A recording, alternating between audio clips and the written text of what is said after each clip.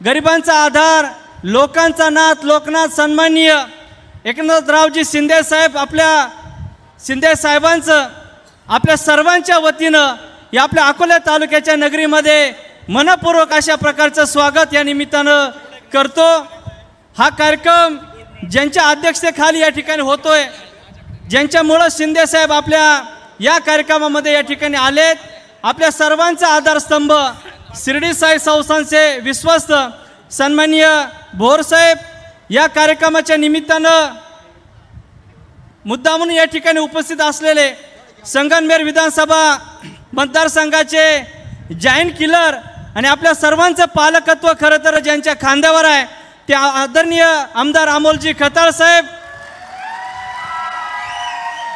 नेवासा विधानसभा मतदारसंघाचे कार्यसम्राट आमदार, ज्यांनी प्रचंड मोठी शक्तीच्या पुढं निवडणूक लढून एक सर्वसामान्यांच्या विजयाचा झेंडा नेवासा मतदारसंघामध्ये रोवला, ते नेवासा विधानसभा मतदारसंघाचे आमदार आदरणीय विठ्ठलरावजी लंगे साहेब, आपल्या शिवसेनेचे दोन्ही जिल्हा प्रमुख, आणि मी बाकीच्या सर्वांची माफी मागतो, वेळ सगळ्यांची नावं जर घेतली तर 5-10 मिनटं त्याच्यामध्ये जातील, आपल्याला वेळ कमी आहे, आणि म्हणून अकोला तालुका शिवसेनेचे सर्व पदाधिकारी, जिल्ह्याचे सर्व पदाधिकारी, आदिवासी कृती समितीतील सर्व प्रमुख नेते, आदिवासी ठाकर समाज संघटनेतील सर्व प्रमुख नेते आणि आदिवासी युवा प्रतिष्ठान के ग्रुप महाराष्ट्र राज्याचे सर्व पदाधिकारी, त्यांचं देखील सुद्धा मनापासून अशा प्रकारचं स्वागत या निमित्तानं करतो।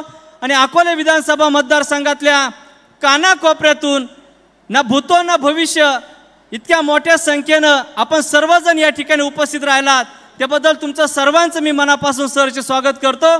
उपस्थित सर्व बंधू आणि भगिनींनो, खरं तर मित्रांनो, एक प्रचंड मोठ्या उत्साहामध्ये हा जागतिक आदिवासी दिनाचा कार्यक्रम आपण या ठिकाणी साजरा करतोय।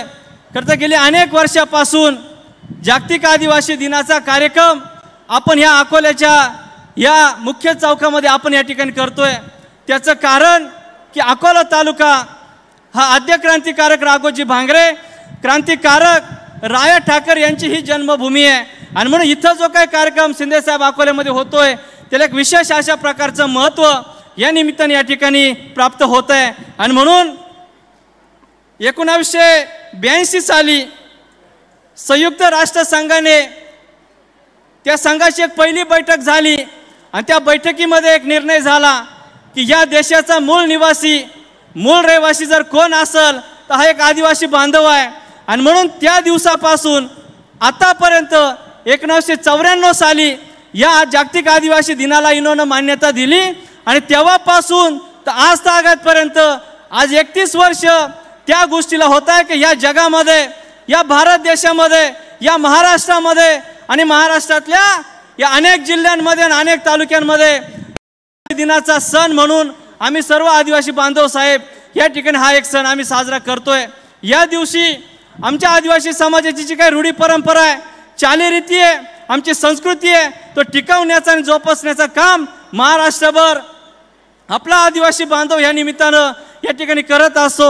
आणि म्हणून महाराष्ट्रामध्ये आमच्या सर्व आदिवासी बांधवांची एकच अपेक्षा आहे की जसं राज्यामध्ये इतर समाजाचे जे सण उत्सव आहे त्यांना जशी मान्यता आहे, त्यांना जशी सुट्टी आहे, तशी या महाराष्ट्रातल्या आदिवासी बांधवांची एकच अपेक्षा आहे की आमचा जो काही सण आहे, आमचा उत्सव आहे, त्याला जागतिक दर्जा मिळवून द्या आणि आमच्या सणाला सुट्टी जाहीर करा, अशा पद्धतीची मागणी आमच्या सर्व आदिवासी बांधवांची या ठिकाणी आहे। दुसरी एक गोष्ट साहेब आम्ही तुम्हाला निमित्तानं सांगतो की आमचा आदिवासी समाज हे मी सांगण्याची गरज नाही आहे, प्रचंड प्रामाणिक, विश्वासू, कष्टाळू अशा प्रकारचा आमचा एक समाज आहे। पिढ्यानपिढ्या या जमीन जंगल या सगळ्या परिस्थितीचा सामना करत त्यांचं रक्षण करत आलेला हा एक आमचा आदिवासी बांधव आहे। प्रचंड मागासलेला, आर्थिकदृष्ट्या, सामाजिकदृष्ट्या, राजकीयदृष्ट्या हा समाज मुख्य प्रवाहापासून मागं राहत आलेला आहे। आणि म्हणून या महाराष्ट्रामध्ये काम करत असताना आदिवासींच्या आरक्षणाचा मुद्दा सातत्यानं चर्चेला येतो। साहेब आमच्याकडं बारामतीचे काही लोक येतात, इकडे आल्यानंतर सांगतात आदिवासी समाजाच्या आरक्षणाला आम्ही धक्का लागू देणार नाही, आणि जेव्हा बारामतीच्या मतदारसंघामध्ये जातात तेव्हा सांगतात आदिवासींचं आरक्षण काढून आम्ही धनगरांना देऊ। आज या निमित्तानं साहेब आम्हाला मागणी करायची आहे की या देशाचा मूळ मालक हा आदिवासी आहे, या देशाचा मूळ निवासी आमचा आदिवासी बांधव आहे। आम्ही आहे तोपर्यंत आमच्या आरक्षणाला कोणत्या प्रकारचा धक्का लागू देणार नाही, अशा प्रकारचा एक विश्वास या निमित्तानं साहेब आम्हाला तुमचा या ठिकाणी पाहिजे। आणि म्हणून आदिवासी समाजाच्या आरक्षणामध्ये कोणाची घुसखोरी नको, अशा प्रकारचं मागणी आमची ह्या निमित्तानं या ठिकाणी राहिलेली आहे। आदिवासी समाजाच्या पारंपरिक गोष्टीचं जतन व्हावं, त्यांचं संरक्षण व्हावं, पर्यावरणाचं रक्षण व्हावं, यासाठी साहेब पेसा कायदा अंमलात आला। जल जमीन जंगल ह्या ज्या काही गोष्टी आहे, पिढ्यानपिढ्या आमचा आदिवासी बांधव त्या गोष्टीचं रक्षण करत या ठिकाणी आलेला आहे। 4 वर्षापूर्वी या भारत देशामध्ये कोरोनाचं संकट, महासंकट या देशावर आलं। त्या कोरोनाच्या काळामध्ये सर्वसामान्य नागरिकाला ऑक्सिजनची गरज भासली, ऑक्सिजन मिळालं नाही म्हणून अनेक लोकांचं जीवाचं बळी, अनेक लोकांचं प्राण त्या कोरोनाच्या ह्या सगळ्या प्रक्रियेमध्ये या ठिकाणी गेलेलं आहे। आणि म्हणून मुद्दा म्हणून एक गोष्ट आपल्याला निमित्तानं सांगायची आहे की पिढ्यानपिढ्या आमच्या आदिवासी बांधवांनी या जल जमीन जंगल या गोष्टींचं रक्षण केलेलं आहे, पर्यावरणाचं रक्षण आमच्या आदिवासी बांधवांनी केलेलं आहे। जेव्हा कोरोनाच्या काळामध्ये ऑक्सिजनची गरज पडली तेव्हा ह्याच आदिवासी बांधवांनी जे जंगल राखलंय, जे पर्यावरण राखलंय, त्या गोष्टीची मदत साहेब या भारत देशाला आणि या महाराष्ट्राला आमच्या आदिवासी बांधवांच्या निमित्तानं मिळालेली आहे। आणि म्हणून या निमित्तानं साहेब आमची मागणी आहे की पिढ्यानपिढ्या आमचा आदिवासी बांधव या वन जमिनी कसतो, ते वन दावे त्यांच्या नावावर झाले पाहिजे, यासाठी अनेक मोर्चे आंदोलनं झाली। त्याचा दुरुपयोग साहेब या महाराष्ट्रामध्ये काही लोकांनी करून घेतला। मोर्चाच्या नावाखाली तुमच्या जमिनी नावा करतो म्हणून 250-300 रुपये जमा करून प्रचंड मोठी लूट आमच्या आदिवासी बांधवांची या महाराष्ट्रामध्ये काही लोकांकडून या ठिकाणी झालेली आहे। आणि म्हणून आम्हाला या निमित्तानं आपल्याला सांगावं असं वाटतं, एक विनंती करायची आहे का पिढ्यानपिढ्या जो आमचा आदिवासी बांधव वन जमीन कसतो त्याचे वन दावे, त्यांचे वन पट्टे ह्या आदिवासींच्या समाजाच्या नावावर झाल्या पाहिजे, ही आमची या निमित्तानं प्रामुख्याने मागणी आहे। दुसरी गोष्ट साहेब, अनेक मुद्दे खरं तर महाराष्ट्रामध्ये आदिवासी समाजाचे प्रलंबित आहे। वेगवेगळ्या टप्प्याटप्प्याने ही सगळी कामं आपल्याला भविष्यामध्ये करायची आहे। एक मुद्दाम गोष्ट साहेब मी आपल्याला या निमित्तानं सांगून 2च मिनिटांमध्ये माझं भाषण संपवणार आहे। महाराष्ट्रामध्ये साहेब 25 मतदारसंघ आदिवासी समाजाचे राखीव आहेत, 4 लोकसभा या महाराष्ट्रामध्ये आदिवासी समाजाच्या राखीव आहेत। आतापर्यंत काही चुकीच्या लोकांनी या मतदारसंघामध्ये लक्ष घालून आदिवासी समाजाला चुकीच्या पद्धतीनं खरं तर खोटं नाटक सांगून हा भोळा बाबडा समाज त्यांच्याबरोबर ठेवण्याचा प्रयत्न ह्या निमित्तानं केलेला आहे। परंतु प्रत्यक्षरित्या साहेब आमच्या समाजाला आतापर्यंत कोणीच नाही दिलेलं नाही।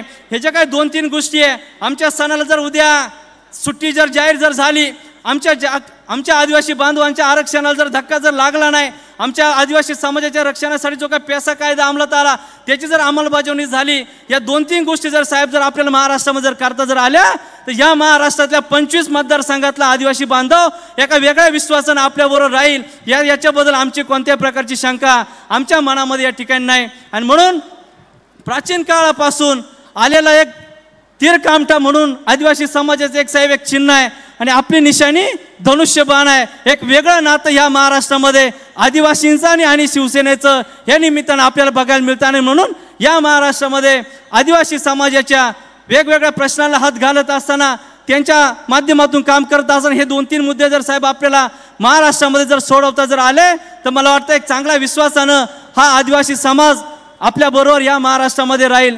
खरं तर अकोला तालुका हा बंडकऱ्यांचा इतिहास सांगणारा हा आमचा अकोला तालुका आहे।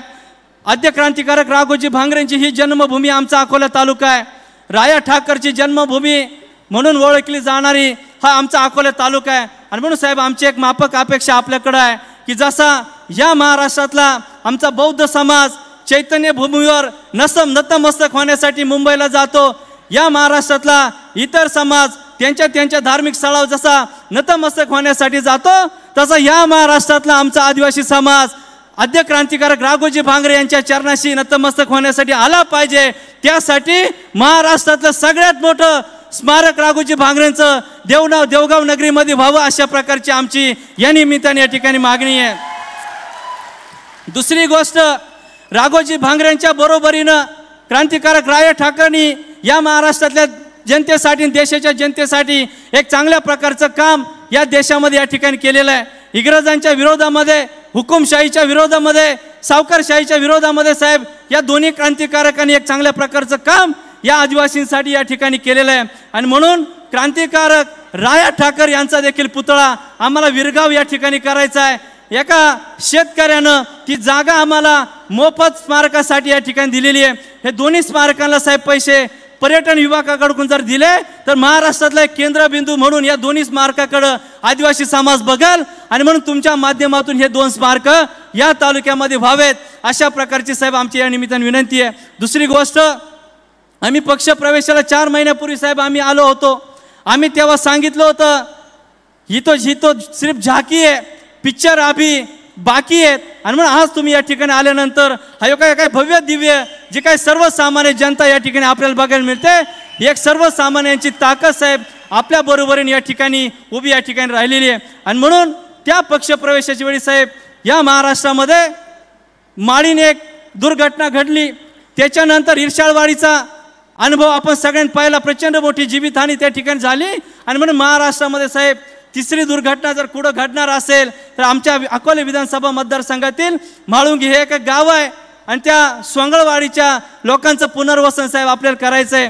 जेव्हा आम्ही आपल्याकडे आलो त्याच्यानंतर प्रक्रिया सुरू झाली, 70% साहेब काम त्या प्रक्रियेचं झालेलं आहे। आता फक्त 30% त्या पुनर्वसनाचं या ठिकाणी राहिलेलं आहे। प्रशासन म्हणतंय आम्ही पुनर्वसन करायला तयार आहे, परंतु त्यांना कुठं शिफ्ट करायचं, कोणती जागा द्यायची ती जागा साहेब अजून निश्चित झालेली नाही। आमच्या तहसीलदार साहेबांनी मदत केली, परंतु फॉरेस्ट विभाग साहेब आमच्याकडे आम्हाला सहकार्य करत नाही। आणि म्हणून या महाराष्ट्रामध्ये इर्शाळवाडीचं पुनर्वसन, इर्शाळवाडीच्या लोकांना न्याय साहेब तुमच्या माध्यमातून या ठिकाणी मिळालं। आणि म्हणून ह्या सोंगळवाडीचे लोक हयात असताना त्यांचं पुनर्वसन झालं पाहिजे, त्यांना जागा निश्चित झाली पाहिजे, ही एक अपेक्षा साहेब आपल्याकडे या निमित्तानं आमची सर्वांची आहे। खरं तर हे सगळा भव्य दिव्य साहेब कार्यक्रम आपण या ठिकाणी पाहतोय।